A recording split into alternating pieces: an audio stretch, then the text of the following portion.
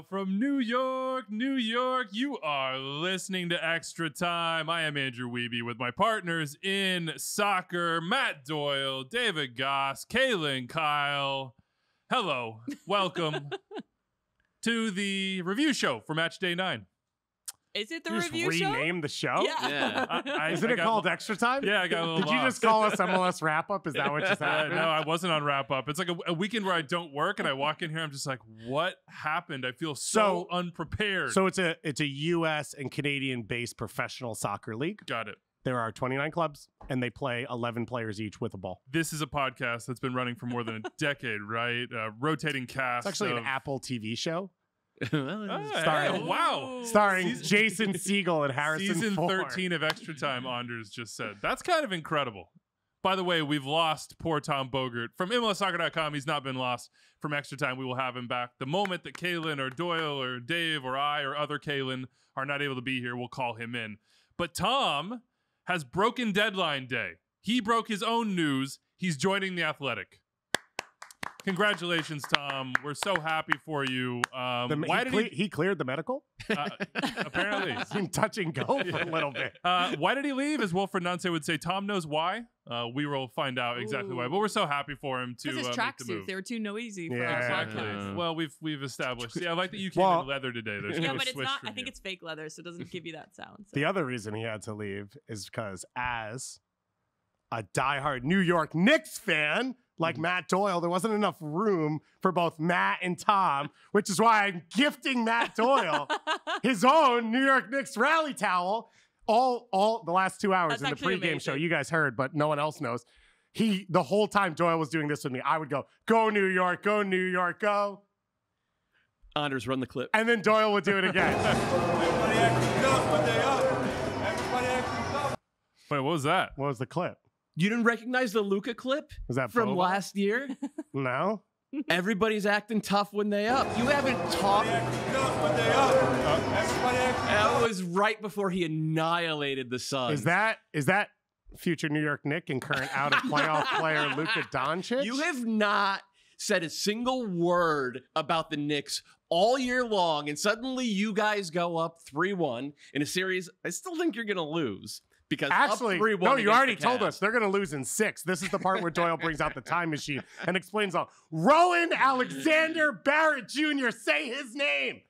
RJ Barrett has been amazing. Canadian Should legend. I just see myself No. offset? Because I have no idea what's going on right now. I'm It's like because Doyle scrolling through the hates rundown. Canada. I'm like, Kaylin, you're on my side because We can talk Raptors, and then I know what I'm on But about. RJ's Canadian, and Doyle hates him because he's Canadian. Oh, boy. Doyle, do you hate all Canadians? Yeah. I He do does. not. Yeah. I'm fond of you. I'm not so fond of RJ My Barrett, but he son. has not been. I raised him as a child, and now to see him on the big stage. So the context for anyone who's lost right now. no the one's Knicks. lost. Everyone knows. The I Knicks just the had, NBA is back. The and you're Knicks just welcome. had their best weekend in maybe a quarter century. Are you maybe a good? quarter century. The rally towels are out. You're all Cleveland fans from here on out, or else this is just going to get so much worse. This is going to get this is probably so the much peak. worse. This is probably the peak, unless they won the I was championship. going to say, because if they get on, then it's dread. It's like, oh my God, we're here. Yeah, well, there's no expectations, but I think this is the peak because it's the euphoria. Guys, how long have you had that in your pocket? Because it looks very, while. yeah. I had to get it cleared by the production staff. It was a whole thing. Yeah. Anyway, Tom is also probably in a similar state of mind. Tom did a emotionally, transfer mentally. update hit yesterday in a Knicks jersey. That's true. That is true. Yeah, that is true. That's I the saw peak. that. That's a peak. Tom was also compared to a soggy 6-hour-old cheese sandwich in the YouTube comments. Wow. So Why did you just do that? Yeah. There's highs and lows. I'm just trying to keep him even keeled, right? That's good. Dave it's like, Clark, it's like older brother type yeah, of just stuff. hey, Like, chill. cool You uncle, haven't made like, it yet. all right. Okay, you got a full deadline day to cover. By the way, we're monitoring Tom's live blog right now on The Athletic as we follow this Because deadline what Tom day. needed on his first day was to be taken down a notch. Yeah. right. Andrew just was always the one that was getting taken down a notch. So he's like, not today, Yeah. baby. Yeah. Tom, Building you're not him here, up baby. to chop him down like a true older brother. By the way, Dave Clark asked us which MLS personality will grow the best mustache to replace Tom. Sasha Question probably already holds the title. He doesn't have to grow it. Mhm. Dax McCarty. Dax has got a good one. Yeah. Now feel he's like- But we're hiring new talking people. I mean, Sorry. yeah. Just kidding.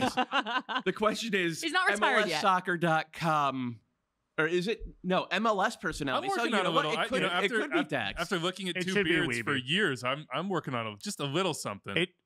The way I would break it down, a little. is It's not that much. I wouldn't shave a quality beard into a mustache, so I I'm would the take best the lowest candidate. quality beard and I Gotcha. would go for it there. Okay, fine. No, when November comes, I will make a promise right now. I will go full. That might be playoffs It's gonna be too. gross. I might go Oh. full playoff It's / gonna be gross. November mustache. I'm gonna be sick that week. Yeah. You've It's a heard it whole here month. first. That's So a is month. so I'll is- be sick so the is whole me. month. So is Mindy. Yeah, that's fair. That's fair. All right, let's get into it. We apologize to all of you who are listening to a wonderful interview with Kevin Paredes last week and just heard Dave cackling about dominoes. Bill Carroll, Red Bull section. Don't say 132. Domino's. I don't want to be Right, associated with. Domino.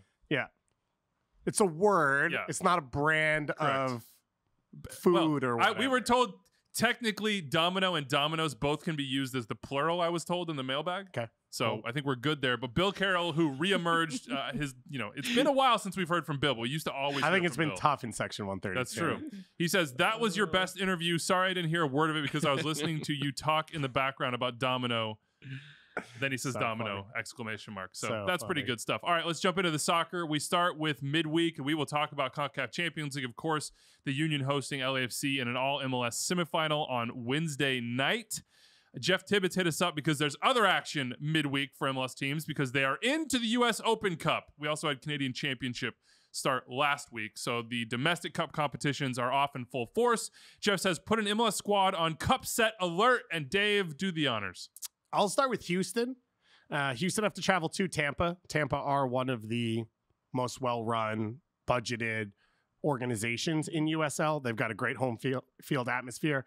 They haven't really played MLS teams at home since they've sort of come back around. So I think it'll be a really good one. But Houston's one of those teams where they are probably going to ask themselves, like, the season's gone really well. How much are we going to stretch ourselves Yep. early on? And this is normally the types of teams where if they back out a win, now you start to get deeper in. Maybe you start to focus on this to say there's a shot at a trophy. But I would be surprised if from Pat Onstad down right now, you're saying, the star players are sitting this one out, maybe not even traveling, because the focus for you should be on making the playoffs. So here's the pushback on that. Star players who will be on the field, Sebastian Ferreira is going to be on the field for this game. And we know that this guy can put the ball in the back of the net. He doesn't do anything else. He has not been playing regularly in MLS games, but like this is the type of venue, the type of game where he could use a performance that could get him back into the I was gonna first say, team. if he scores, do you put him back into your starting 11 No.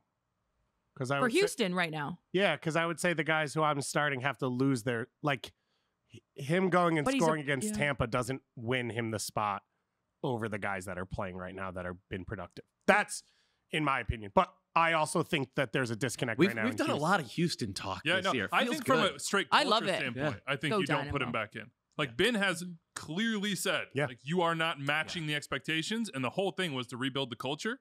So it's not just about the goals. I think Yeah. it's about everything else. By the way, he's Good going to be shout. in Forrest Lasso's pocket anyway, so don't even worry about Nice, it. Forrest Lasso. Forrest reference. Lasso, a lot of pressure when your name is Forrest Lasso when you have a child to give your kid an awesome name. Congratulations to Forrest Lasso and Mrs. Lasso, who have had I think it's first, I don't know, but Morgan Tenza dropped this somehow perfect timing into my timeline. He is a center back for Tampa Bay. Say hello to Milos Rain Lasso. Rain, like you're a king Not the or queen. Seattle Rain. Yeah, like Okay. you're reign over something. You rule. So Forrest Lasso off a Do you- baby is going to just absolutely pocket Do you have a Sebas Ferreira. soccer North American fatherhood Discord, or does your bell just go? That's a great idea. No, that's a The great weather idea. vane at your house. Yeah, I was just like, oh no, shifted? this happened to stumble onto my timeline. Yeah, I was reading my Tom's, Doppler radar Tom's, here. Transfer thing. So what happened? Did we just start talking about the child of Fatherhood. a USL player? Forrest Lasso. Former Should USL I go on to defender my of the team year. that I'm looking forward Please to? do. Please, Do it. because Also, I'm Cal again Jennings, though. lost. We're talking good It's Monday. mustaches. I haven't had enough coffees for this. I'm going Minnesota, Detroit City because, Wow. and I'm not going Minnesota for all the reasons. Yes, my father-in-law, but they're three losses back to back in league. They're going to Detroit straight from Seattle. Difficult loss in Seattle 1-0. So they travel directly to Detroit. Detroit plays in a really cool stadium. I believe it holds 5,000. It's sold out. It's incredible. And remember last year, I believe they knocked out Columbus. Yep. If I'm right with that. The fans were wild. The fans are insane there. So it's going to be really difficult for Adrian Heath men, both mentally and physically, because they haven't been home. They didn't go back to Minnesota to then go to this place where Detroit, USL teams, they get up for these games because they're thinking these players are like, look, I have an opportunity to maybe be seen by an MLS team. Maybe I'm an unheard name, or I'm maybe on that border of, early on in the season where there's injuries that are being picked up, or like Minnesota lacking number 9 goal scoring opportunities. So I think it's going to be really difficult for Minnesota to go there. I think it's going to be one of those ones where they know they need to win this, because once you go 4 losses, I mean, it's not as bad as Inter Miami yet. We're going to get to them in a hot minute, but it's still mentally, you're like, okay, we've lost 3 now in season and now to a USL team. And no disrespect to any USL teams, because I know that there's incredibly good players in there, but if you're a Major League Soccer team with the quality that Minnesota has, they should win it. But Detroit, they play man-to-man as well, so it's going to be difficult. It is tough when you are now sort of the measuring stick for how bad it gets. Like, is it bad or is it Inter Miami bad? No, it's not Inter Miami bad. Get out of here. I know, but that's tough for your Inter Miami on that spot. By the way, we are monitoring this Tom Bogert live blog, and here he is saying that the Galaxy have reached out to FC Dallas about Paul Areola. That would be my Galaxy. Yeah. One win on the year Galaxy. Exactly. Let me just turn around so you can see you can't see it, but you can cut the Ricky Puig on the back here. We got a goal. Anders, we're off and running. Anders, run the clip. Is there a clip? This is football heritage. That's you are absolutely right, Jose. Man, Doyle's just pulling strings back here. Exactly. I'm like, wait a second. How early did you get into work to do this? Doyle's got all the strings in the back. Where's the background? I thought I'd be up on this. So we'll talk more at Galaxy. And that's why Doyle showed up late. He's been collecting all these clips all morning. It sounds like Dallas rejected it out of hand, but we shall see. I don't think they rejected it out of hand. You don't think so? Yeah. Think they're possibly open to it? Didn't he not play this weekend? Or am I he played. He played. Yeah. Oh, Jesus. Okay, we're gonna dive into the Galaxy, so we'll save that talk. We'll try to focus here on U.S. Open Cup. Would you get a Paul Areola Galaxy jersey immediately? He already has one. Yeah, he definitely he's already got it made somewhere. From 2012 when he played 3 academy games for the Galaxy and then went to Cholos. All right, you guys take over the show. I'll do some work in the background here. And, if we get FedEx like next hour air, perhaps I can get it in. Doyle, Cupset. Miami, obviously. They're playing terribly. They don't have a lot of depth, and depth is always the big test during these games. And it's a derby. It is a local derby. Miami FC. There's FC Miami. Miami FC. Miami FC. And they're playing at Miami, not Inter Miami as well. So yeah. So this one. I'm so confused. It's one of the best stadiums in the FC go? CUSA Where are they playing? or the AAC. I don't know. So it just has all the stuff you would look for if you're looking to pick an upset. Like it. I mean, these are what we love about the U.S. Open Cup in these early rounds. Do you think they just play Mark Anthony on loop for a Miami game? Like Probably, they don't break it up. money. They just play it he's straight like through. this and that. I'm going to go with, Monterey Bay hosting San Jose. Monterey Bay and Frank Yallop hosting San Jose. By the way, Simon Dawkins is in the squad, the USL Championship squad. He has not played a single minute so far in the USL Championship. Very which is Simon disappointing. Dawkins. But he and Frank clearly just still. It's Marvin Chavez. I do not see Marvin Chavez in the team. Upsetting. But Alex Dixon, former Houston Dynamo homegrown, I believe, Big is Rochester playing very legend. well. And then Christian Valesky is just absolutely killing it. I think it's 3 goals in the Champo. So the far. original Cal Jennings. Yeah. If you're lost now, just Soccer Way and Shout out Google JJ Williams. is your friend, or you've been listening to us for 13 years. Yeah. That's the alternative there. So U.S. Open Cup. I'm still trying to catch up. I'm still trying to catch up with you I'm three. still trying to catch up with a lot as well. It's an ongoing process. Are the Northern Colorado Hailstorm in, by the way? I considered that, but they're playing at the Rapids. Oh, they're playing Colorado? Well, that's a win for the Hailstorm, too. That's an easy It's a win for Colorado as a state. Yeah, for sure. All hail the Hailstorm. Oh, boy. Okay. What is happening? I hate us today. All right, everybody, deep breath. I got you. Oh, Deep my breath. goodness. We're going on 15 minutes into this show after Do you people. think at the end of this, your husband's going to go, this is work? Yeah, This is he's a gonna. job? After Saturdays, I'm like, I'm exhausted. Sundays are a write off because I'm with the kids, and then Monday I come in with you guys, and he's probably thinking, You live the life of Riley here. Yeah. Like, literally, you're in New York City. It's sunny. We're gonna go for some margaritas later. So I mean, am I allowed to say that? Yeah. Bleep that out. Bleep that out. No, I don't drink. This is a brown liquor special podcast. Yeah. Believe me, we don't have Are any your of this stuff. margaritas brown? No, but you know, that's our brand. He goes tamarind. Oh, that's very classy. Yeah, it is. It's like drinking straight vermouth. Or Yeah. it's trashy. We don't know. It's somewhere in between. Okay, all right. Match day 9. Best thing you saw. Let's talk Major League Soccer. Dave, get us started. Philly, baby. Doop, doop, doop, doop, doop, doop, doop. They're back. Mikel with a hat trick. So I believe it was now in the last 25 games, Philly Union as a club have had an equal amount of hat tricks for players than they did the 400 games before. Oh that. my gosh. And Yeah. so this was Union last year. They got up on you at home and they trounced you. They made you feel like you had no opportunity. We hadn't seen that team really this year outside of the first game against Columbus because of CCL, I think, for a large part. They come out of a weather delay, and I don't believe Toronto knew what time the new kickoff was because I don't think Toronto. Never mind. 35 minutes into this game, Toronto had not been in the attacking half. They had not really touched the ball. Philadelphia, a couple fortunate bounces, but that's Philly, right? They live in your final third. Every mistake you make leads to a chance for them. The front 3 or 5, whatever's going on, are lethal. McGlynn was really good in this game as well. So it was Philly being Philly, which I think is good for all of us because they're fun to watch, and that's what they should be in this league. But it was doing so before the biggest game, maybe of the year. Rematch of MLS Cup. They host LAFC leg 1. There is rare opportunities to get revenge, and this is like an absurd one. Are you nervous though? Because LAFC didn't, or they rested a lot of their Yeah, they had players, about and 5, then 6 Philly, guys they rotated. Yeah, because they got to travel. yeah. I believe, But they have they're- that weekend as well. They have the bye weekend, don't Yeah, they? but that's. I think going I'd still Duke rather for the score win? 4 goals, Yeah, right? no, At for sure. home, hang out, enjoy it, and I would say if Philly wins at CCL this year and beats Ooh. LAFC in the semis, I think it wipes away last year, right? I don't know if No. it wipes it away, but like it, Say Second no, team in MLS history to win CCL so and to beat LAFC.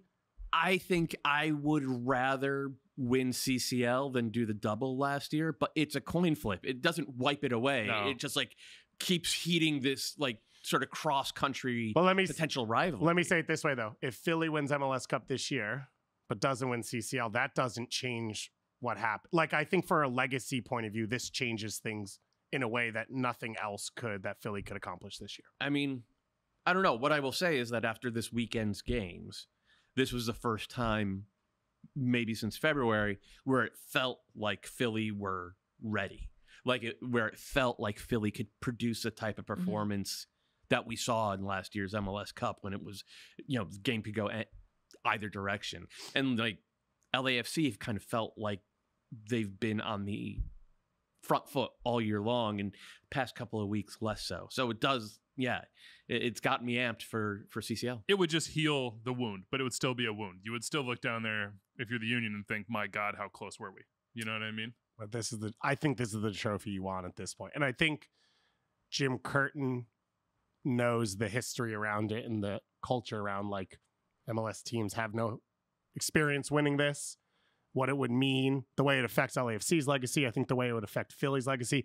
Obviously, his experience in Cup finals, which we're not there yet. We're only at the semi. That would be what I would say, is that he has that institutional knowledge of the regional side, but also the institutional knowledge of his own club and their failure in championship matches. So that's why I don't think you heal last year. Last year would just be like, hey, the lessons we learned last year got us here, but how could you ever get over being like smidgens away from a double when you've never won anything LAFC before? at home in front of your But that's not even the final. semis, and then going and beat Gignac and Tigres at altitude to win CCL. That's what I'm saying. That this is, but I'm just trying to point out how rare an opportunity this is. So you know, that you are- Monterey is less than 2,000 feet. It's not a ton of altitude. I want to let's. I want to thank I will Nick say Rosano for that one. Let's That's get a you Nick out Rosano there. fact. I will Let's say get you it's on a run. Let's see how that altitude It's a feels. horrible place to go play with altitude. It's honestly terrible, and you feel sick instantly. I don't know why it is. No, Doyle thinks it's okay. It's gonna be Doyle's fine. experience is that it's actually not that bad. Guess what? Surprise! We're going to the final, guys, and we're gonna Oh, what is And this? we're taking going- extra time on the This is road, like- baby. And we're Serious going for Golazo a right run now. to start it out. We're running, doing our extra time podcast. Actually, That's a good content idea. It's not. No, it's not. Content Yes, idea. I think it's great. It would be CCL final. Kalen talking the whole time and silence from us three. We're having a tamarind margarita drinking competition. tamarindo. And then we're running a half. Oh boy. We could Okay, anyways, let's move on. All right, Kalen, what's the best thing you saw on Matchday 9? I'm going Dax McCarty with Nashville, his 400th career start. Not 400th game, 400 career start. I mean, that stat's insane. I feel like he's aging backwards. He's like Benjamin Button. He gets better with his age. And then we had him on MLS 360 and just how he speaks, he's so knowledgeable about the game. He's so passionate about the game. I know he's starting a podcast soon. He knows football. It's enjoyable to speak to him. And then he just wants to win. He wants to see people do well. And I had asked him, what's it like winning, losing? He's like, I just want people around me to get better. I'm here to lead this team. I'm here to be a leader and, get the younger guys when I'm ready to retire to be able to step in flawlessly. I kind of know my role, whether I start, whether I come off the bench. And, I love playing in Major League Soccer. He's just such a down-to-earth guy. So to see that stat, I think there's only 2 other people that have ever done that. So I think Marshall there's 3. and Becker. Maybe. Yeah. I mean, that stat alone is unbelievable. I don't even think I played 400 career games. By the way, Dax will be a pundit somewhere. Please don't take our jobs. Does anyone remember when he dressed up like Chucky on the... Oh, yeah. Oh, no. I don't. For a Halloween playoff 2018. episode. Yeah. It was I had incredible nightmares stuff. of that movie as a kid, so I'm glad I didn't see that. And Anyways, also- that's mine. In more dad news, I'm sorry, I just have to break you off. Yeah. Happy birthday to Dax's oldest son. He started his 400th game, and then he blew up a bouncy castle and had a birthday party this weekend. So if you were looking for any dad We related, salute you, yes. Dax.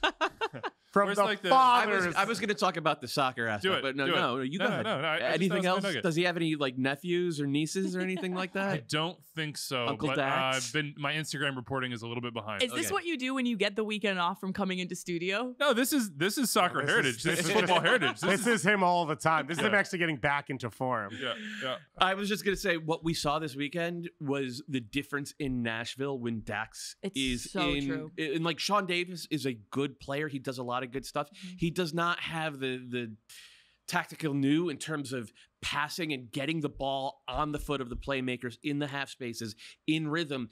And Nashville are so much better and so much more dynamic when they're able to play like that. And what we saw was Muil come in on one side and who was coming in on the left side? It wasn't Picot. He was up top. I'm blanking on, it was Godoy who was playing as kind of a left shuttler.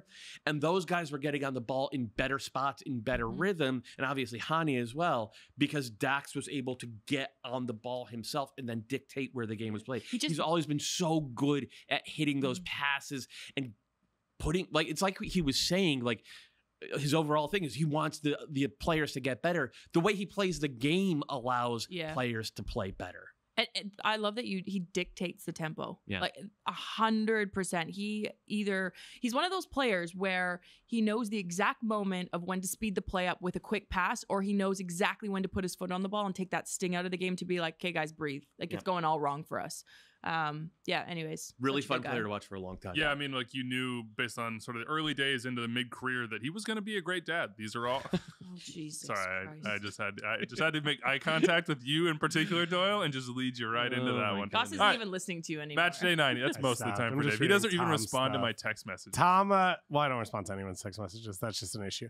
Tom tweeted thanking you two for helping his career, but didn't mention me. Did he not mention me?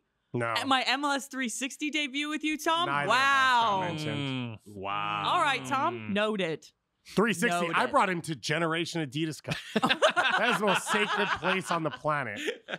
Welcome to church. Doyle, best thing you saw match day 9. Christian Benteke, his goal was dope and helped my Golden Boot draft team, which I needed. The celebration was cool. What do you think Dylan Brooks thought about that celebration? Nice. Oh. Good See? rep, I Greg. know, yeah. You got well, there. Yeah, it was, I thought he's a couple NBA guys. Oh, look at us. I just want to say, like, overall, Benteke has been huge for that team because he gives them a focus in how they play. His ability to hold the ball up, which we saw in the first goal. Obviously, he's a huge target in the box. He's leaving it all out there. And you don't always get that from your high-priced DP. We'll talk about a guy like that in Chicago later. But like his will to go out there and perform every single game, even when the ball's not going in the back of the net, has been really, really impressive. DC with this formation shift, and we'll talk about another team making a formation shift in a second here.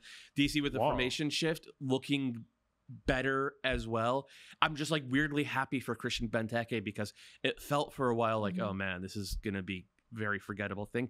I don't think so. I think there's a little bit of reason for optimism now in DC, and I think he is the biggest part of it. So I was happy to see him score that goal. It gives them the first page of the game plan, which is like get with and get him the ball, and that's for DC something that build backwards from there.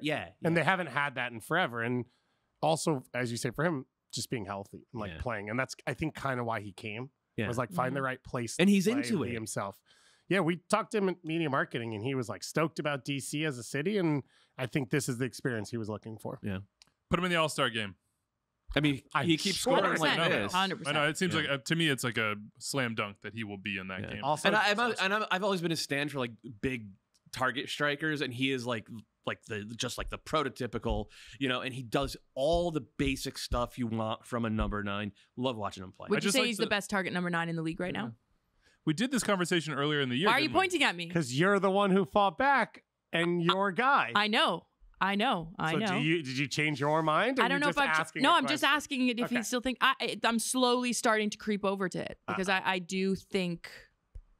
Klaus's mom's going to be in the comments section. I mean, Klaus got taken off. I know with an injury. I still think Klaus is a boss, but Benteke's really impressed me the last few games. I think Benteke is more of the back to goal, like true target, whereas I'm not sure that's entirely Klaus's game. No, because remember I was saying I think Klaus is like bigger, stronger, and now I'm like I've eaten my words from week 3. I think. Yeah, Benteke is a mountain. Yeah, I think he might eat Klaus. I think they're both really good players. Yeah. We'll see what the season has. I don't know what that was. Yeah. Anyway, the Galaxy are back. That's my best thing from Matchday 9. Greg, the Galaxy are back. They're not back. They are so back. Jesus. They're 100% back. There was a flickering on Friday night, just a little bit of almost like a spiritual moment at the shrine. And all of a sudden, all the candles were lit, and there was a hum. It was almost like I don't know. It was almost like this is football heritage. And they played against Austin. Yeah, but obviously a bonus game for the Galaxy, but still a great performance.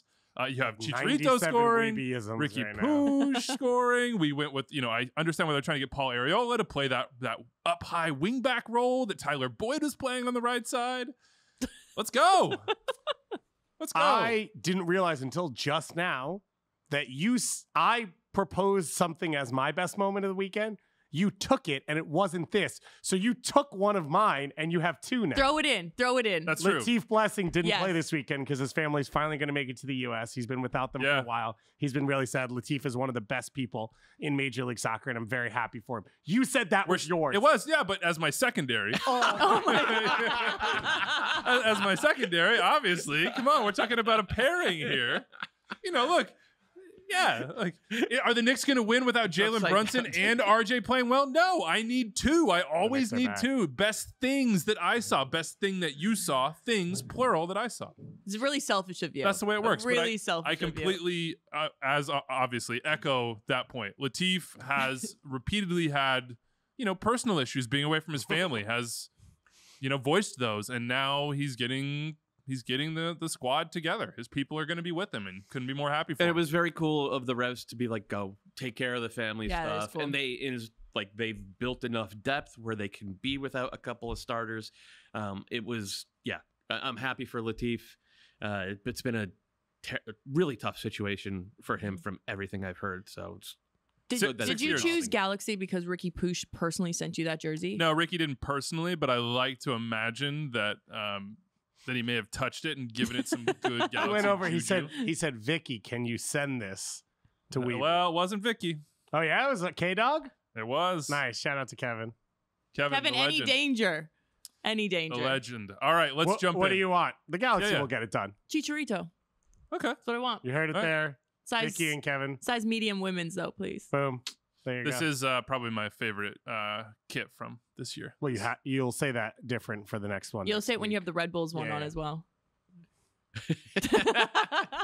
Give people All right, the clips. let's talk NYCFC. We got a lot of complaints that we don't talk about them enough. The blue side of New York, and I'm confused about that because we dug into James Sands last week, and we've talked about Richie Ledesma and the number 9 situation, etc. Apparently, Tom Bogert had some harsh words for NYCFC early in the preseason because a bunch of fans were hitting us up, basically saying this just in different ways. Quote from Brian Pulley: "How all of you mistakenly dissed NYCFC, looking at you, Tom Bogert." I mean, look, they just weren't as good preseason because they didn't have the same players. Tom's words were, "This is an incomplete roster. They need to make a lot of still incomplete. They need to make a lot of moves to." But it is much closer now than it was. Yeah, but the point was, it was not a diss. It was correct analysis of the roster situation for NYCFC. Since then, they have added 2 of their 3 starting central midfielders. They have brought back Santi Rodriguez, who now is playing as a false 9. I think they added the starting left back and starting right back since then. So we're talking about half the team was missing. Yeah. So Tom's analysis was correct. NYCFC looked really, really good this weekend. That goal that Santi Rodriguez scored, where he drifts out of they showed it on a replay. It was just a perfect view of it. Ledesma gets the ball. It's the view at Citi Field. Yeah, you're a big Mets fan. Ledesma, who's been very good as a number 10, gets the ball and drives through central midfield and then sprays it out right to Gabby Pereira. As that's happening, Santi is dropping off the line, and Talis Magno is making that run from the left wing to the center channel that just completely discombobulates, we'll say, the Dallas back line. Santi drifts out wide and comes and scores from like on the back post. It was like a left winger's goal. It was a really beautiful interchange. It's like how Nick Cushing, I'm sure, draws it up in training. There have been more moments like that time and again for NYCFC. And oh, by the way, they're also really good at pressing, especially when you get a gift like happened on the first one. Like this team, I still think they should go out and get a number 9. I still think they should use one of those U22 slots. I'm not sure it'll happen now this window. We're recording this before it closes on Monday night. But NYCFC is going to be really good again this year. Going to be like the 8th straight year. They're really, really good. I just think the fluidity of those front 3, you just touched on the goal, and it's like the fluidity of knowing, okay, if I'm moving this defender here, I know exactly where I go. And that was the reason why I did love Santi Rodriguez playing as that false 9, because he's a very intelligent player, knows how to manipulate players. And I think that's one thing as well, is it wasn't that New York City FC weren't creating goal-scoring opportunities. They weren't dangerous goal-scoring opportunities because they were getting into good areas, but it was just that extra dribble or that bad pass or passing to the wrong foot. So, yeah, I'm in agreement with everything you said with the front 3. And I would say in the danger of those moments, it was, I think, a lot of players, and Talis Magno is a big one, just not in a comfortable moment. Yeah. Right? You want to set them up with the chances they want, and that's where I think you saw this weekend a little bit different. And we've seen, I think, since Sands has come in, since Santi has come back, it just feels more comfortable in general for this team. And the fullbacks, both of them, have been impressive. And this is like a team, Anton Tinnerholm was the best fullback in MLS for like 5 years, and they go out and they do it again. That I think that's been a little bit under the radar. We talked about their scouting. Like Ilinic comes in, and did I know anything about him? No. Kufre as well. Yeah, I mean, like, and all of a sudden you're like, oh, okay, these are some of the best in the conference, maybe in the league already, just on performance. What I like about the interchange is like they understand that Gabby Pereira 1v1 is just a monster, and he had a goal called off in the 15th minute where he like creates it himself. But it is that great run from Ledesma on that, by the way. A really unselfish run out of midfield to create the shooting lane for Pereira. But anyway, exactly. But that's the point. Pereira drifts wide. He understands, okay, I'm going to let you focus elsewhere. I'm going to stand on the touchline. He was just a tad offside. Okay, now when you have Santi drop in, that's really the space that he wants to be in. Okay, Talis Magno, you're not a 9, dude. You don't want to be against 2 center backs. He got beat up early on. Okay, so now make a run out of position where they can't track you. All right, now it's all working, and Richie Ledesma is the next piece. You wrote in your column, Doyle, that you think Richie Ledesma had outplayed Santi at the 10. I do, yeah. Walk us through that. Just explain. I think he's been a little bit more comfortable getting on the ball in those orchestrator positions rather than like pure attacker positions. And that's what they were missing with Maxi Morales leaving. And Maxi Morales is one of the great 10s that we've ever had in this league. And he put up big numbers in terms of assists especially, but goals as well. And people always remember the goals and assists. But Maxi was so great at finding those pockets of space to keep the move going, to turn it in from a 3 or a 4 pass movement to a 6 or 7 pass movement, and suddenly Pereira is isolated 1v1 in space running at a poor stranded fullback, or suddenly Talles Magno is picking up the ball underneath in a pocket of space. And Ledesma has been a natural at that since he came in. And then the other thing is he still has that easy speed on the ball that he showed with the US U20s a million years ago now. But I'll never forget that game against France. And this is a French team. Like, we know France youth national teams stocked with multi-million-dollar pros. He gets on the ball and he just so easily creates separation, pulls away from defenders. And we have seen that happen now repeatedly for NYCFC. Just super dynamic player. If he could stay healthy, this kid is going to be really, really good. I was going to make fun of you because I was like, I'm deep cut. He's going back. And then I remembered I did like a post-game show for that game and was super stoked about it. I was like, what France game is this guy talking about? Doyle's the one who's ridiculous. It's crazy because I'm like, oh yeah, that was an epic game. A lot of things in my personal life that I like last week. What did I do? Dinner, this thing with my kids, whatever. What conversation did I have? Has and your I don't kid remember. ever taken the ball in transition against the He France hasn't. youth That's national fair. team? No, that's fair. So what are we supposed to remember? Ledesma's super dynamic. Like, he's going to end up being an incredible pickup to the extent where I don't know if NYCFC is going to be able to afford to. Well, I assume they probably already have a trigger number from PSV because he's on loan officially from PSV. This is what they did with Keith Part of the loan, though, was he had to extend his PSV contract for an extra year. We'll see if they can keep him. If he keeps playing like this, he might be right back over the Champions League. Yeah, a little bit of a different path, but James Sands goes to Rangers, gets some time, comes back. The Pigeons hit us up and said, how good has James Sands been recently? Quietly one of the best central midfielders in the league, balled out for the USMNT, homegrown player turned captain. Just a great storyline narrative all over the place. What is there not to love right now? I did see him doing the pregame speech, which I thought was cool. And you have sort of this, two sides of this. Like, can we hold on to Richie Ledesma? We don't know. They signed James Sands to a long-term extension. Now he's going to be sort of like a Dax McCarty-esque figure for the club. Do you remember what James Sands said after the 2021 MLS Cup? I do. What did he say, David? Bing bong. I'd forgotten about that. Thank you, Doyle. Yeah. By the way, that was nice of you. 7 games, I believe, at Citi Field. Can I just... I don't think NYCFC have lost any of them, and I don't think they have lost. In fact, I think they have absolutely torn teams apart that make the baseball joke on social media beforehand. So is that why MLB scheduled the Mets for the most away games to start the season, but we're still tied for first? So I would just say about Sands, I don't think anyone thinks that's the point, though. I think he'll still leave.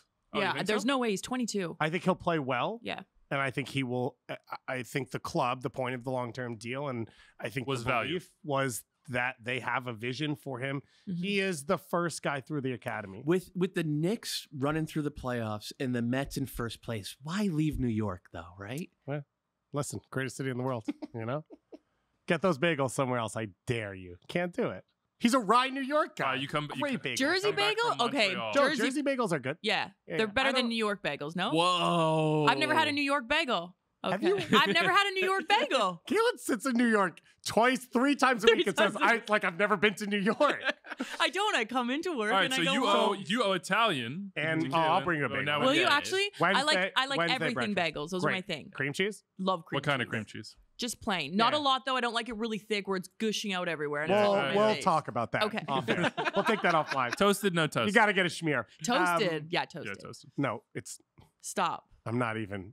We'll get to this. Okay. I think Sands, the intention there is to still leave. What's interesting about this team, goes back to the preseason, is it is a very young team again. So I think there's a lot of possibility and space for this team to win. But NYCFC is still, and I think they're one of the leaders in managing, like, how do you have young, successful teams churn and continue to compete at a high level? Domino. Well done. Yeah. Really well done. End the show. Right? Really Let's end the episode. Probably should add Let's a go get longer bagel. pause. I just want a bagel. I don't know what this domino thing is. I actually am like, I'm so out Don't left field toast here. a fresh New York bagel. You toast it the next day, or you toast it if it's from somewhere else. But a fresh New York bagel, you don't toast. I'll it. accept But it's got that. the The crisp, freshie. though. You're gonna get crunch on the outside. I promise.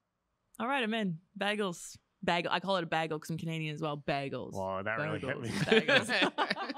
Okay, Sporting Kansas City. Anders hates us today. Are now the only Anders team already in Major League Soccer without a win. Of course, the Galaxy got their win, and we'll talk about the Galaxy in just a second. But we did a little segment at the end of last show, and it was maybe hurried and just a little depressing because it's just not that fun to talk about right now. But we'll probably have to dive back in. We have a bunch of mail on it. All of it comes down to how hot is PVC in Kansas City. Poutine 83, which Canadian. I'm assuming That's Canadian. I don't know why this person is like invested in Sporting Kansas City, but they want us to talk about that concept as head coach and GM, but also how antiquated it is in this era of MLS that one person has enough juice, enough time, enough knowledge, enough expertise, whatever, to do both jobs at a remotely quote adequate level. This is coming the weekend after they lost to New England Revolution. That has I know. That's where I was like, It's not about the person. That person is not supposed to be in the weeds doing both those jobs. And you could say for a lot of them in MLS, they don't do either, really. Like they have assistant coaches who manage training sessions, who do a ton of the legwork. Do most of the work, yeah. And then they have general managers or sporting technical directors, whatever title you want to use, that does the bulk of that work. And they are an overarching, head person. And they're an executive. Yeah, it's all about management of like how do you manage people and resources and all of that stuff. And then you're the face. I think we've seen in history that Bruce Arena, when he walks into a room, has gravitas. He's able to get deals done when he needs to. Peter Vermes has done pretty well on his side in doing a lot of that. Obviously, KC doesn't spend at the level of the Galaxy did, and the Revs have been more recently. But that they're never doing exactly both. Bob Bradley's not doing that either. How many are there now? It's Bruce, it's Bob, it's Peter. Vanny? Does Vanny have that complete It control? seems like he does. I think he does, yeah. With Will Kuhn's coming, though, that's going to be shifted a little bit. I think that might be it. Yeah, I don't know. Yeah. I can't think of it. So it is just those three. I still love Peter Vermes' game model. I still love, I think we've seen that. How long's too long for a coach? Adrian.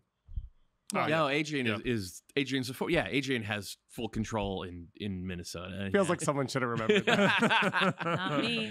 My lips are sealed. So I don't know.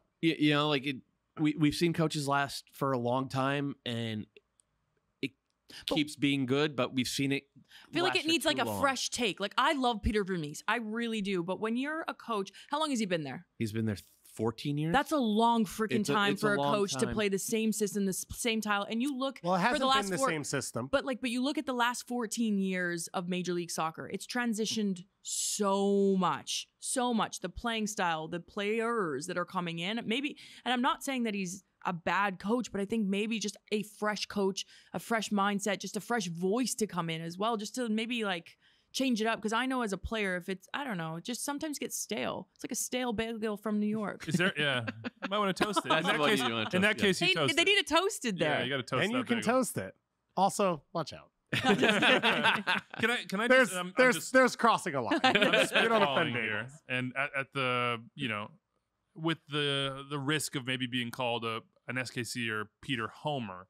Of isn't Charlie Davies comes bursting through the door. It's like the Kool-Aid man, whoa, I told you. The tattoo. I told you.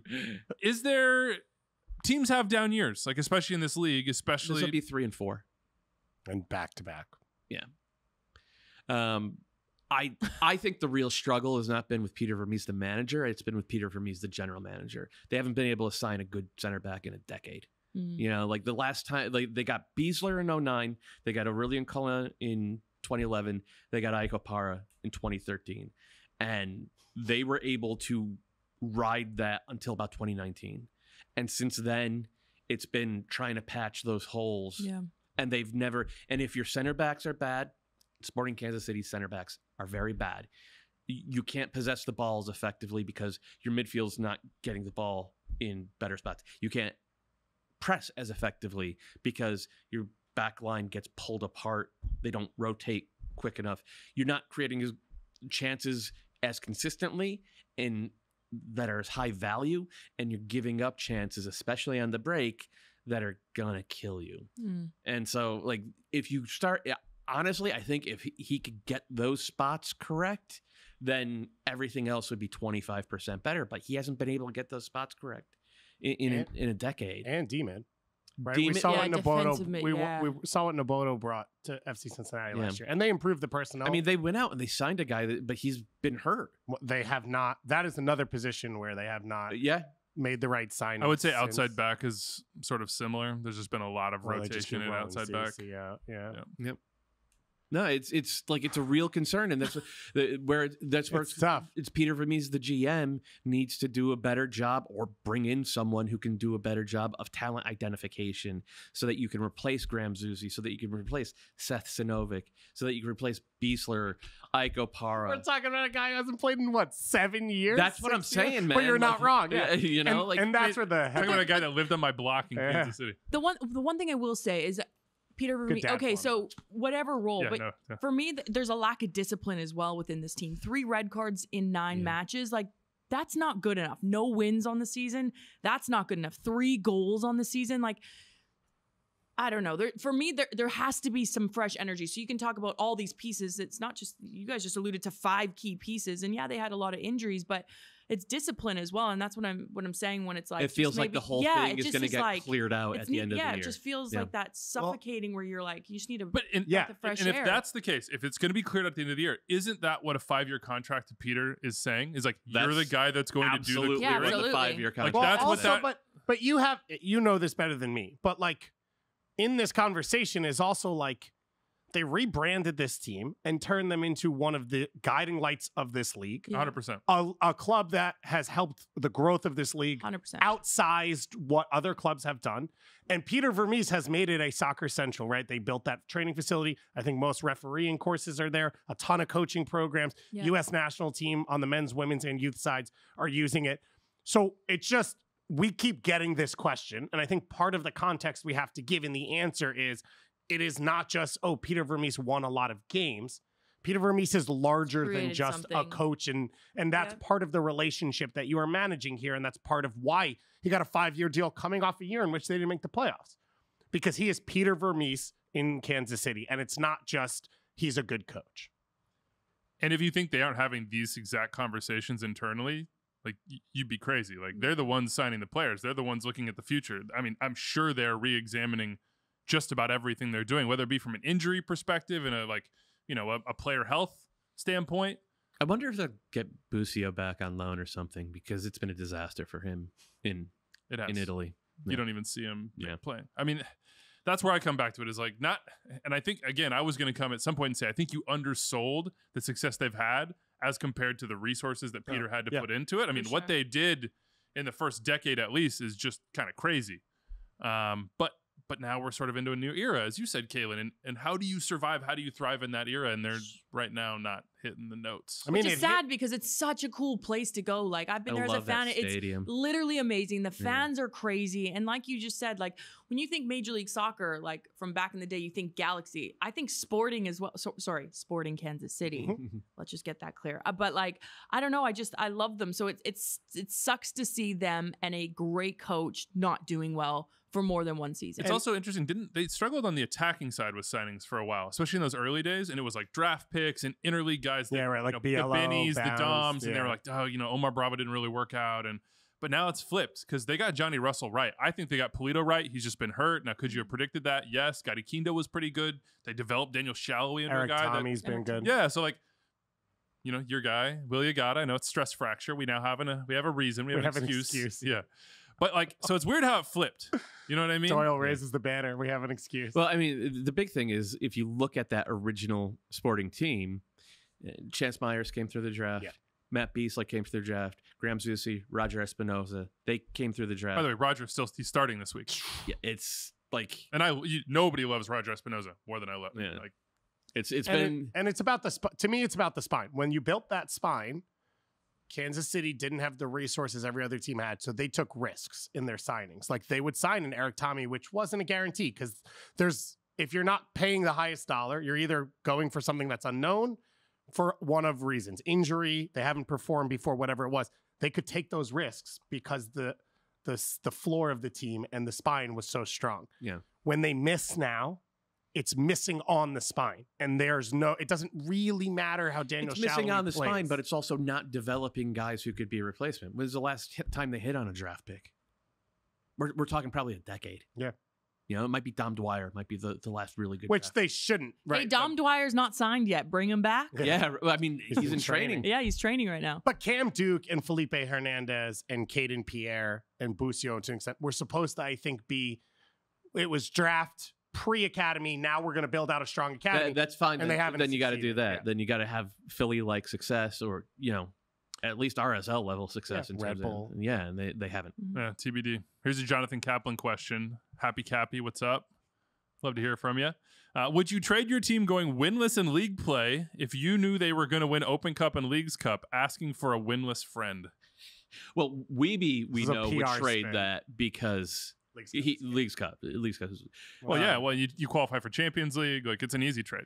I would do it for the memes because it would be like the most memorable season of all time. Literally go winless in the league, but you get 2 trophies. I'd do it for sure. I as a would. player. I would. It would be absolutely. Seattle last year. They won CCL. They didn't make the playoffs it'd be for more, the first it would be time. more DC when they won the Open Cup. Yeah, but that one. Well, that one Because was. they almost did go win. I think they had They 3 had 3 wins. wins. Yeah. 3 wins. Yeah. That team was terrible. Horrible. That it was. I was at that game. I was covering it for the league Whoa, website. Yeah, right. Toil on the I actually road? traveled At altitude. and like that's right. I did not jog. It was like a funeral in that stadium at the final whistle. Yeah, because it was just supposed to be a coronation. The It game was. didn't It was like matter. RSL. Yeah. Were they going to win by 3 or were they going to Yeah. win by 4? 1-0. Bill Hamid was huge. Lewis Neal. Neil, say his Yeah, name. Lewis Neal. Okay, we've given Kansas City enough time here. Hopefully, Just the last thing, though, this is why there is still work to do. Like, Mhm. they do still have the potential to win 2 trophies. They are in Open Cup, and everyone will be in Leagues Cup. That is where sort of things I think have shifted of like, you don't just give up on the season Yeah. because you have a bunch potential for SKC still. hosting Tulsa, by the way, on Tuesday. If they were not hosting, if they were traveling, that was the one I was going to pick as an upset special. Still might be. And then on the weekend here, they're hosting Montreal. So that is a great opportunity for them to get their first win of the season. We'll see if they can get it done. Andy from Revs Nation, the Revs beat Sporting Kansas City in this game, by the way, says with Vironi, he scored 2. Gustavo Bo and Bobby Wood all scoring goals this season. What's the best Revs attacking formation? What do you think, Doyle? That 4-4-2 tight diamond with Vironi and Barrero up top. Vironi because he's doing like true number 9 stuff, and Barrero because he functions as like a second striker, but also as a winger, can drop back. So those 2 up top, and then you have with Blessing and Buck as shovelers and Polster as a 6, you give Carlos Heel license to go wherever he wants and do whatever he wants. And you allow both fullbacks to get forward. So I think that's the one. But like, hats off to Bruce and that entire team for being able to try like basically 3 or 4 different formations this year and make them all work to one degree or another. Like this team, these guys are contenders, legit. Like, Yeah, I agree with that 100%. Shield leaders, actually, right now on tiebreaker with FC Cincinnati. Almost like a team you'd put at the top of your power rankings. Could be. But you'd be mocked in the green room if you did. No, so. you put LA. The reason why we mocked you is because you put LAFC, I think, 6th in the power rankings. 5th? 4th? Oh, If maybe. 5th. It was 5th. I think It was definitely 5th. Yeah, it's like find the middle like ground here. you could make the case for putting the Revs number 1. I think I had Revs, Seattle, Cincinnati was my top 3. Yeah, you can't make the case for LAFC not being in the top 2. Didn't they beat Seattle? Didn't Seattle already beat LAFC? No. No, they LAFC It's drew. a draw. LAFC is Yeah. unbeaten. Got it. They Well, they've played the smoked least amount the of Revs. games, so. If they had played that one extra game, then they wouldn't be, Yeah, but it was early season Galaxy. That would have been a whooping. It's a take, David. It's a take. How about this? Let's go Not to the let's go to Rose Bowl, LA dude, the Rose Bowl, man. look, they got their win obviously, and Greg went with the 3-5-2 until he didn't. But the 3-5-2 paid dividends. You get Jovic and Chitri together, and all of a sudden, there's chemistry and they're scoring goals. And Ricky Puig is finding opportunities to be in good finishing positions and doing it. The vibes were much better. But Kaylin, we asked ourselves, are the Galaxy back? And yes, No. maybe TBD, or are Austin? Austin are just that bad. Yeah, I'm sorry. Is it- I love Austin. Your supporters are amazing, but I've said this since I think match day 2. Me and Sasha had this discussion on set, and I think it ended in a verbal altercation on set because I just don't think they're that good. I don't think that they've got the right personnel out there. Obviously, they've had the center back. They've moved Ring back in because how many center backs? 3 key center backs they've gone out due to injury, or 2 at least? Two at least. Then they've moved Ring back. Debate the word key as well.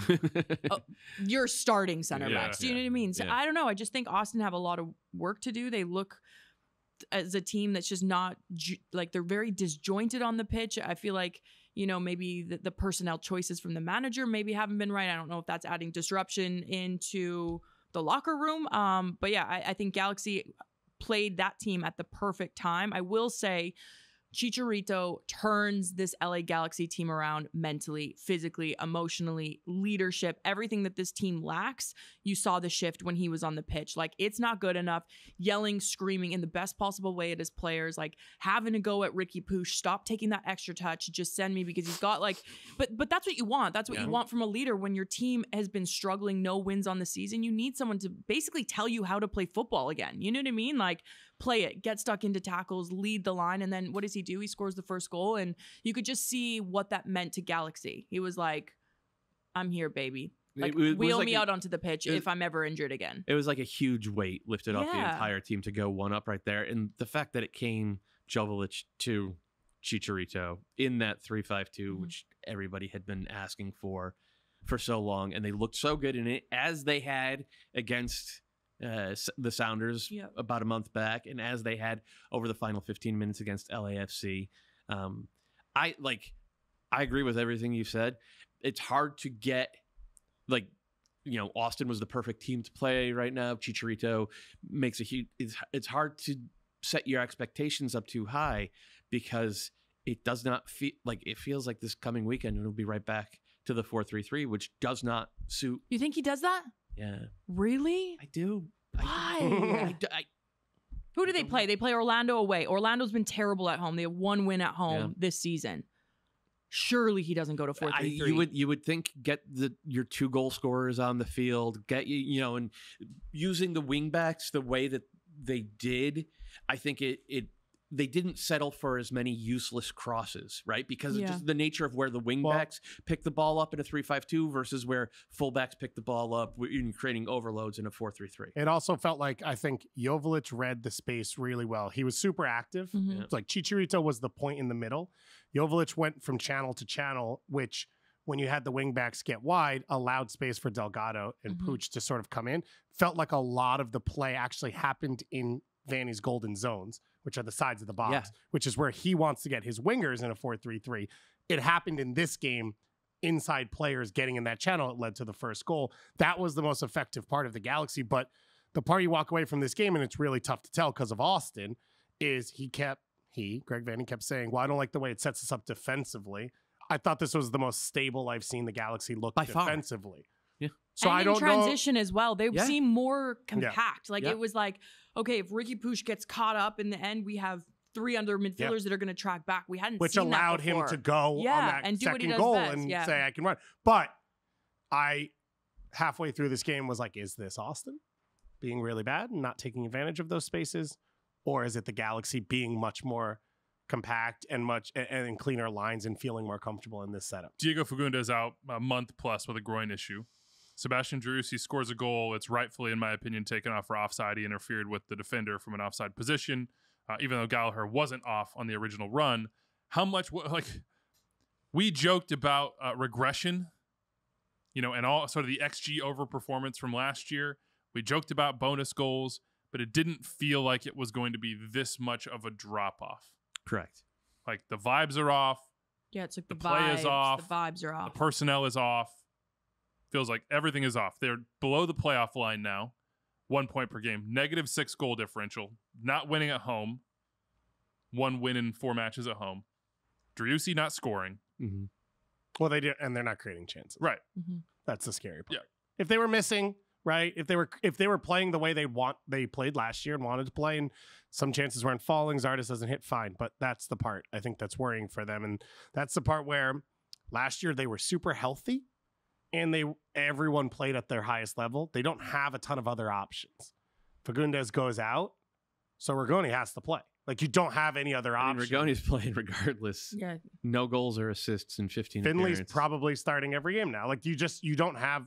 Yeah. I don't think you have another option unless you want to try Zardes and Urruti together and throw Driussi on a wing just to give him. Well, and the other issue different here is that, like, experience. last year when Driussi is just absolutely mauling people, it's because of his relationship with Fagundes. Like, he drifted into that part of the field all the time. That was the golden connection, was Fagundes and Driussi. It hasn't been there this year. It can't be there now for at least the next month plus. Troubling. Yeah. Troubling signs for Scary. Austin. Okay, let's dive more into the CCL semifinal, and then we'll go some one-touch takes. I'll only say that one time, Dave. That's when each of us are going to have a take on a game. Anders says it's brilliant. So just I'm sure he does. Yes. Anders probably came up with it, and you're just taking it off. No. I'm just kidding. I'm 9 p.m. kidding. Eastern, Subaru Park. The first leg of the CCL semifinals, all MLS. Union hosting LAFC. LAFC with a 1-1 draw. Buwanga with a goal against Nashville. And, of course, the Union put that whooping on Toronto.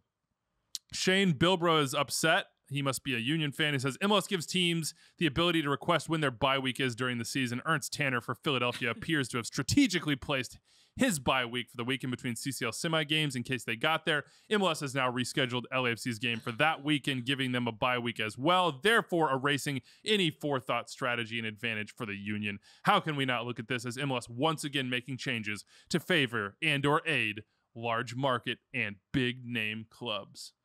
Philly's a large market. Just going to say. Perennial contender. I just think it's the right thing to do. Like, you want to have the highest quality Concacaf Champions League semifinal between arguably two of the best clubs in the league.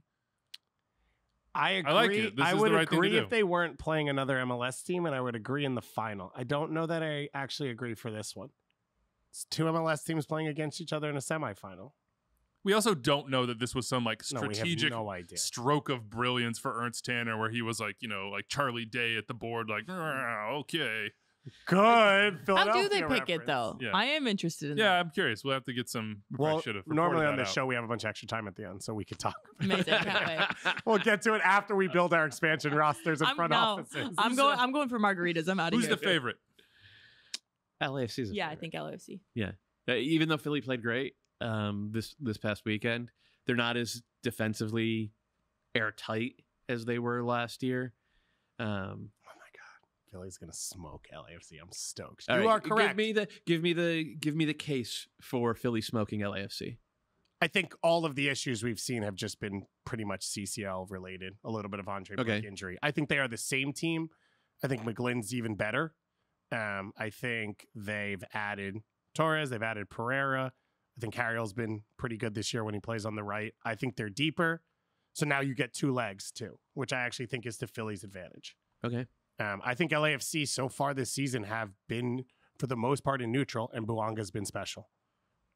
So you don't think LAFC is as good as their record indicates right now? And I think last year being home for one game in the final was a massive Right. advantage that I don't think exists anymore. And I thought LAFC were deeper than Philly last year, which was clear. Right, with Bedoya out, Philly had no substitutes, no ability to change the game off the bench, couldn't last through extra time. I mean, they had Paxton Aronson, who's now playing real minutes in the Bundesliga. We stood next to each other and said he was the terrible. worst player on the field. He was really bad. And that was still, and they still played him. Yeah. So it's not even like they didn't even try that. I think the next sub up would have been Brandon Craig, right? And now you look at a team that But has isn't that options. now the next sub up top?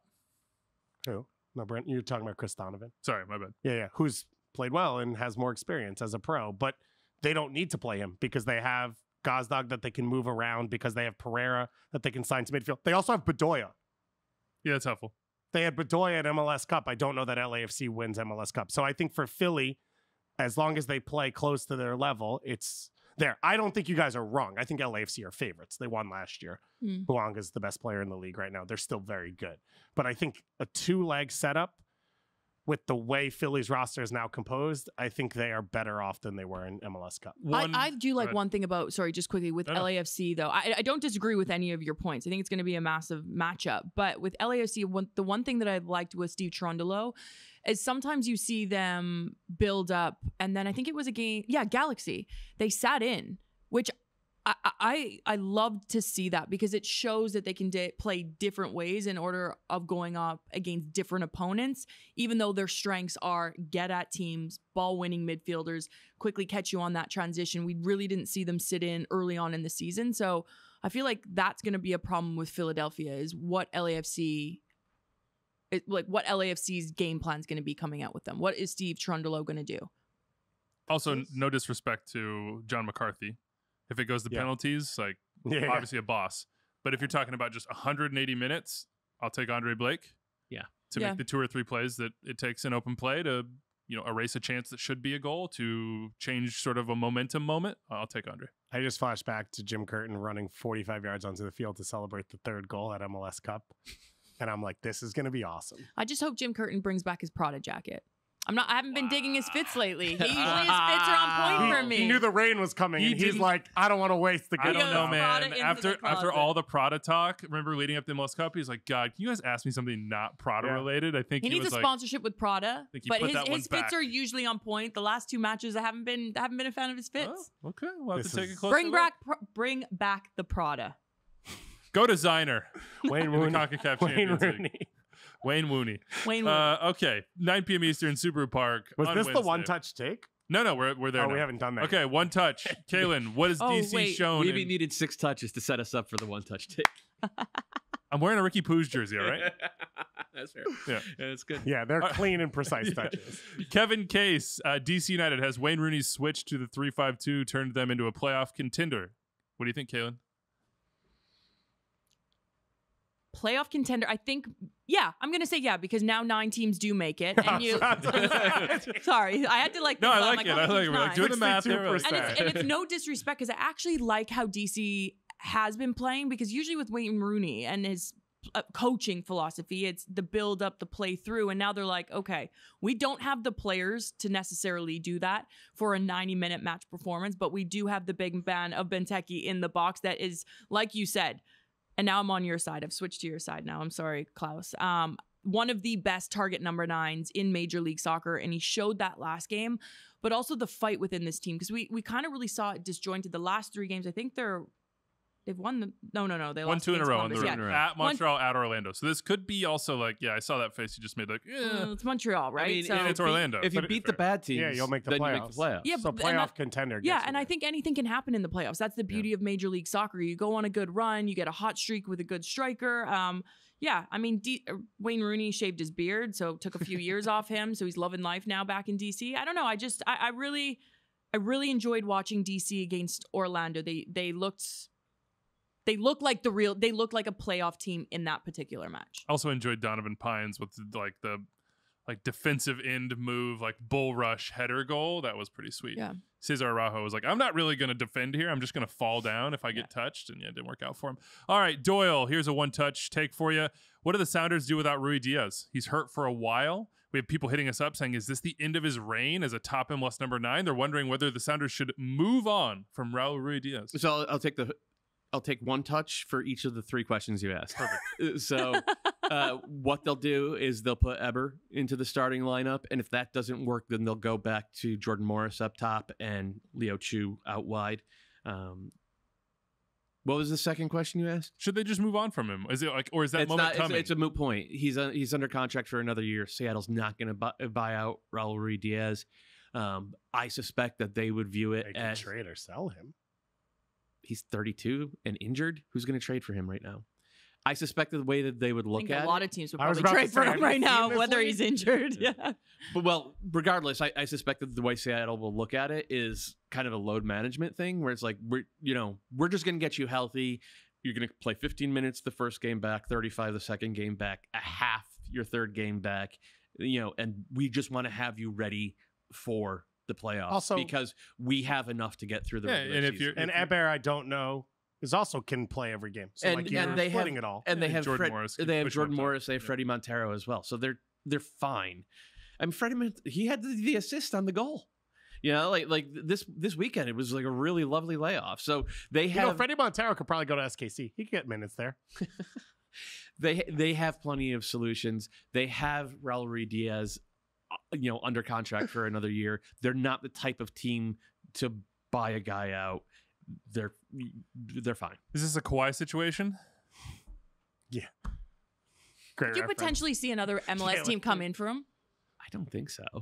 I wouldn't be shocked if a team. There's not a lot of history of guys trading for DPs, especially DPs on like mega salaries. Didn't Inter Miami just go get Joseph Martinez? I said there's not a lot of Got it, history. yeah. And And he's DPs, not by the way. he's not a DP. And he was bought No. out too. But they still gave stuff up for him, no? No, they were at the top of the at the waiver order, weren't they? Yeah. I just think. Well, I agree. This is not my touch. I'm taking. What about Houston? What if we're just like dreaming? We're What all about like, Houston, keep what me about Houston updated. Dynamo if he was somewhat healthy? I mean, Raul Ruiz healthy helps basically every I know. team in the league. Minnesota would love probably to have Yeah, him. like but it's a non-discussion. Seattle's not going to trade him. Okay. How about this one, Dave? Shaqiri, Gutierrez. What should Ezra do? He's got. Speaking of contracts, I think this is the last year of his contract. Ezra Hendrickson. What should he do? Because I mean, it's not working with Shaqiri in the 11. It is working to a certain degree with Gutierrez in the 11. What should he do? So Gutierrez locked in starter. That's pretty obvious. I actually was impressed with how he played deeper in this game, and that I thought they'd be really easy to play through. It was Fabian Herbers and Gutierrez behind Shaqiri, and that wasn't the case. Part of that I think was on Atlanta, but Herbert has been really good as a destroying number 8. It's been weird to see. and if that works, then you can try and play Shaqiri and see what you can get from him. But he is the one who has to fight his way into the lineup at this point, and you can't slide Gutierrez wide again. So you have to keep him central because you can play through him. The goal, it felt like an obvious moment. Pick up the ball and just hit it. Keeper's out. He slides that ball back across to Shibilko, who just missed a chance in between like 5 defenders. And it was the And game. looks off the defenders and the goalkeeper. It was as the well. game being slower for him than it was for everyone else. And that's a teenager who came through your academy. So right now, for everything Chicago does has to be built through him. And I actually thought they played pretty well. They deserved more than a point maybe in Atlanta. I thought Atlanta was bad. And so even with the result and the loss, and obviously the story of they've given up late goals, Brady makes a huge save this time. So you're thinking off the dome piece. maybe they get over it here. Like, yeah, it is a young keeper who looks 40, but is 18 or 19, whatever he is. And then they still can't, they don't mark set pieces and they still lose. But there should still be some positivity, I think, coming out of this for Chicago. Are the Fire an egg or a potato? You think they're going to get harder or are they going to get softer? Did you read the quote yet? No, I haven't. Okay, because I don't want to comment until the people know the context. Ezra Hendrickson, here's the quote. When you get in pressure situations like this, by the way, he's saying this because the Fire lost late on and they have continually given up goals late on. When you get in pressure situations like this, think of an egg and a potato. In the same boiling water, the egg becomes harder and the potato becomes softer. So what are you going to be? Why did you change your voice? Yeah, why'd you change An your egg voice? That was or just a potato? creepy. No one liked I don't know. I like a hard-boiled egg. Cool. I'm a big potato guy. Love potatoes. Awesome. Okay, Doyle. Charlotte gets Swiderski in the right spot, and that seems to be a good You know who loves potatoes? Carol Swiderski. I guarantee it. It's a Polish thing. Yeah, it's definitely a Polish thing. The change that we had been kind of waiting for since literally week 1, it was a reversion to the type of formation, more of a 4-2-3-1 or 4-4-1-1 that Charlotte used last year with Swiderski underneath a center forward. And lo and behold, Swiderski gets a goal from about 14 yards out in the soft spot, created in the defense by a good run from Capetti, the center forward. Just instant connection between these two guys. I still think Swiderski's Charlotte's best player. Now he's back in his best position. They got a nice 1-0 win over a good Columbus team. I think that if they just simplify and go back to what they were doing last year for the last 20 games under Christian Lattanzio, I think this is a team that gets above the playoff line and probably stays there, 7th, 8th, 9th place in the Eastern Conference. And that's good progress year over year. I don't want to say I don't blame. I understand why Lattanzio did what he did the first month of the season, trying to institute a new formation and sort of tactical blueprint. I've said it before, like, you only get so many chances at these jobs. We get one, you want to do it your way. But that way wasn't really working. I think this way stands a better chance of being successful for a long run. Grant Peterson hit us up and said, is Doyle ready to admit he was very wrong about Kamil Jóźwiak and put him atop the Goss Theorem rankings? He's had 30 games in MLS. The first 25 were terrible. The last 4 have been pretty good. That's not good enough for a DP. So no, I'm not willing to admit I was wrong. It's going to take more than 3 good weeks. No L's will be taken. Kalen, Miami have now lost 6 straight games. And Phil Neville is answering questions about his job security. They lose to the Dynamo. Daniel Steres with the goal, as everyone would have expected. John, a concerned Inter Miami fan, asked us what the future looks like for Miami. What does the present look like, and how does that apply to the future? What do you make of this? The present's grim. The future could be amazing if Lionel Messi does come. If you like statistics, I'm not a statistic person, but I'm looking at the table right now. They are on the same as Montreal. That is not good enough. Montreal literally shipped basically all of their team away in the offseason. And I know, I'm probably being a little bit harsh. I love Phil Neville. I love Inter Miami. I've worked with them for the last 3 years. The ownership's amazing. They treated me with nothing but respect there. But when you have 2 wins on the season, 6 straight losses, then you have the derby against Miami. You lose that game. Yeah, there is questions around Phil Neville and whether or not long-term, what is it going to look like at Inter Miami? You have a player like Joseph Martinez that has come over from Atlanta United. He hasn't stepped up, dropped last game, came off the bench because we saw when Phil Neville did it to Gonzalo Higuain. Gonzalo Higuain had a reaction to that, started playing some of his best soccer that he did in all of Major League Soccer out of his 3 years that he was there, or 2 years, excuse me. No, 3. 3, yeah. Then you have someone like, I know everyone's like, oh, Gregory, the captain, the key component of this. That's one player. I mean, you look at this back line, you got Kamal Miller, that Canadian international, an unbelievable center back. You have Capana that you've just signed as a DP, as a young DP or an actual full young DP. Hasn't scored any goals. Yes, he had those injuries. You have Pizarro that first year with Inter Miami didn't show up, then went to Mexico thinking, okay, because everyone knows that the Gonzalo Higuain and him did not get on. They did not get on the pitch or off the pitch. Come back. There's no excuse anymore. It hasn't been good enough. You ship Pozuelo off, that really is your only goal scorer and contributor on the pitch. Bryce Duke, for me, was that intricate play that they're lacking, that creativity midfielder. You shipped him to Montreal. I understand because you wanted to get a good center back to come in. So there's huge question marks around here. You've been given too much time now. You know what I mean? I think with Inter Miami to not get results. They're second from the bottom in the Eastern Conference with just 2 wins on the season. I just want to respond here because I agree with everything you said. Is John email said disproportionately high coverage of the Galaxy's poor season, but not Miami. The difference there is Miami's leaving a lot open because the hope is that Messi is the season, and they're trying to ride one line where the Galaxy have committed every resource and cannot after this. So that's the difference in the situation. Is but Inter Miami is also last year they were 4th in spending. Yeah. Highest in spending in all of Major League Soccer. Now, I know that there was other issues. The TAM and GAM got taken away from them, so they couldn't make moves for 2 years. I understand everything that went beyond it.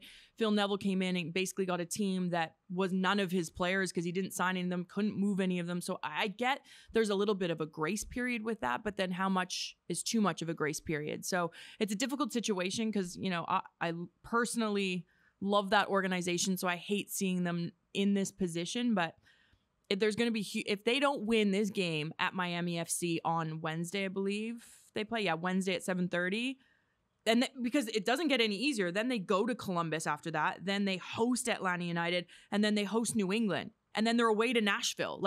Those are 4 games. It could potentially go more than 6 games, 10 games undefeated. Yeah, which I'd hate. I'm hoping I'm giving it the commentator's curse, but that's the reality. I mean, Columbus, Atlanta, New England, and Nashville. Nashville, Inter Miami. That's a 0-0. Oh, that's a classic. That's a 2020 playoff game right there. It's a playoff game. Let's see. Andres Gomez. Here's another one-touch take for you. He's looking like the real deal for RSL. Settling in, looking very dangerous. A big win for them against San Jose this weekend. Jefferson Savarino also gets a goal. But Gomez, maybe the first sort of tangible sign of this new ownership group outside of sort of the energy around the stadium, around the community, but on field, the first tangible sign for them. It's been a hit so far. So you can go to Apple TV and watch the preview of last weekend's game. And I said Andres Gomez. Well, just cutting edge analysis. Boom. Drop it in, Rapids Anders. fan in Salt Lake City. Drop it in. Yeah. Run the tape. Oh, is that how it works? I just yell, run the tape. Come on, Anders. Rapids fan in Salt Lake City says, oh, God. Rapids are unbeaten in their last 5 games, dominated and should have beat St. Louis. Don't let your colleagues keep you from mentioning what's going on in Colorado. I never would, Rapids fan in SLC. Rapids should have won this game 3-1. Okay. No problem. Maybe even 4-1. Roman Berkey was a freaking god, like was ridiculous. And also there was some poor finishing, but that's what happens when you're the Rapids, and like the guys on the end of these chances are, God love him, Kevin Cabral and Brian Acosta, and fill in the blank. Like they had 6 big chances, almost 3 expected goals. They just didn't finish, and that's sad. They had to like gut it out at the end from Michael Barrios with the late goal to even get a draw. So yeah, tough. I was going to ask you an open-ended question, and I saw Anders texted us that they were an hour and 15 minutes. Yeah. So Montreal, I was just going to ask an open. We dogged on Montreal a little bit, but they got a win against the Red Bulls. Who, oh my gosh, that's another like depressing conversation we'll save for another day. But Bryce Duke has ushered in an era of relative greatness over 3 games.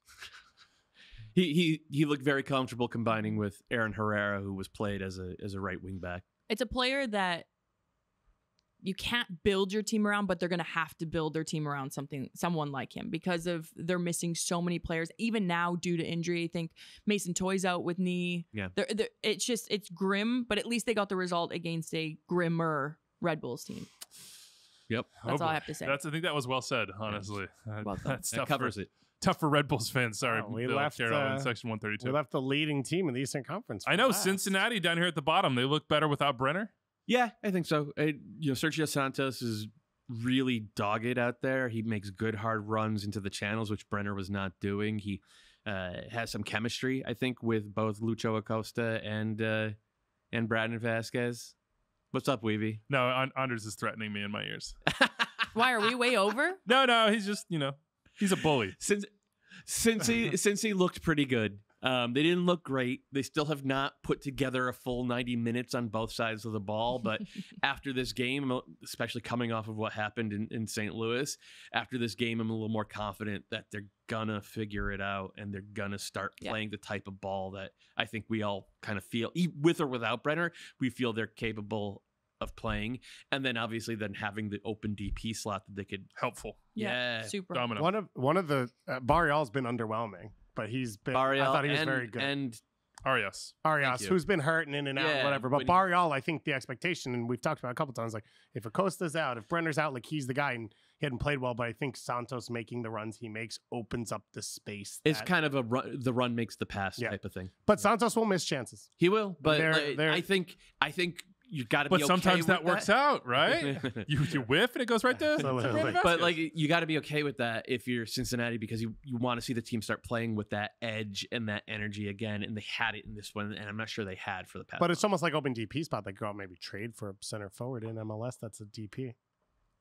Anyway, Anders is literally threatening me. He says we cannot do the mailbag question we have from Fonder James. It's about a new expansion franchises, and who would you start with? Player, coach, or front office? We'll do that one midweek. We're all taking the front office.